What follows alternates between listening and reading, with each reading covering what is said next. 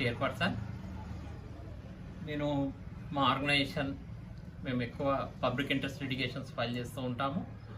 దాని భాగంగా 2006 నుంచి ఇప్పటి వరకు చాలా కేసులు ఫైల్ చేసాము. రిట్ పిటిషన్స్ కానీ, బిల్స్ కానీ, లోకాయుక్తలో, తర్వాత గ్రీన్ ట్రిబ్యునల్లో చెరువుల్ని కాపాడడానికి. నా వెనకాల చూస్తున్నారు రాయసముద్రం. ఇది ఆర్సీపురం బిహెచ్ఎల్ దగ్గర ఉన్న చెరువు. చాలా పెద్ద చెరువు, 100 ఎకరాల్లో ఉంటుంది. ఇట్లాగే అన్ని చెరువులు పరిరక్షింపబడాలి, అన్నిటిని సేవ్ చేయాలి అనే ఉద్దేశంతో ఈ పబ్లిక్ ఇంట్రెస్ట్ కేసులు ఫైల్ చేస్తుంటాం. మాదొక కేసు ఉండి నితిన్ మీద ఫైల్ చేసాం, national institute of tourism and hospitality management. ఆ కేసులో కోర్టు ఏం చెప్పిందంటే, మన తెలంగాణ హైకోర్టు చెరువులన్నింటినీ నోటిఫై చేయమని చెప్పి, యాక్చువల్గా 2010లో 157 జీవో తీసుకొచ్చారు. దాని ప్రకారం అన్ని చెరువుల్ని నోటిఫై చేయాలి. 3500 చెరువులు ఉన్నాయన్నారు, కానీ మొన్నటి వరకు కూడా 400 చెరువులే నోటిఫై చేశారు. ప్రిలిమినరీ నోటిఫికేషన్ అని చేసి మిగతా చెరువులన్నింటినీ వదిలేశారు.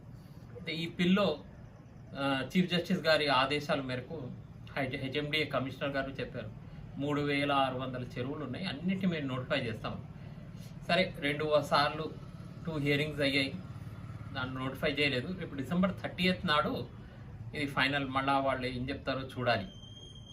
అయితే ఈ చెరువు అంటే ఏంటి, దీనివల్ల మనకి ఏంటి బెనిఫిట్, అసలు ఈ చెరువులను ఎందుకు కాపాడుకోవాలి? చాలామందికి చెరువు అనగానే ఇక్కడ అర్బన్ ఏరియాస్లో ఉన్న వాళ్ళకి అదొక మురిక్కుంట, దోమలు, తర్వాత చదారం అని వాళ్ళకి తెలీదు. అసలు చెరువు ఎందుకున్నదో వాళ్ళు తెలీదు, అది మురిక్కుంటలాగా మారిపోయింది. దీని మీద నేను ఆ చెరువులు ఏంటి, మేము వేసిన కేసులు ఏంటి, మంచి మంచి స్టోరీస్ తీసుకొని మీ దగ్గర వస్తారు. అసలు ఆక్రమణలు ఎట్లా జరుగుతాయి, ఎవరెవరు చేస్తారు, అంటే ఈ కబ్జాకోర్లు వాళ్ళ బుర్రని ఎట్లా వాడతారు. ఇవి రీసెంట్గా హైడ్రా కూడా వచ్చింది జూలైలో. హైడ్రా కూడా చేస్తున్న పనులు ఏంటి, హైడ్రా ఎట్లా చెరువులో నుంచి ఆక్రమణలు చేసింది, ఎట్లా దీన్ని డెవలప్ చేసింది. మొన్న హైడ్రా స్టేట్మెంట్ కూడా వచ్చింది, జూలై తర్వాత నుంచే ఏవైతే కట్టడాలు ఉన్నాయో వాటిని కూలుస్తాం, ఇంతకు ముందు కూల్చాము.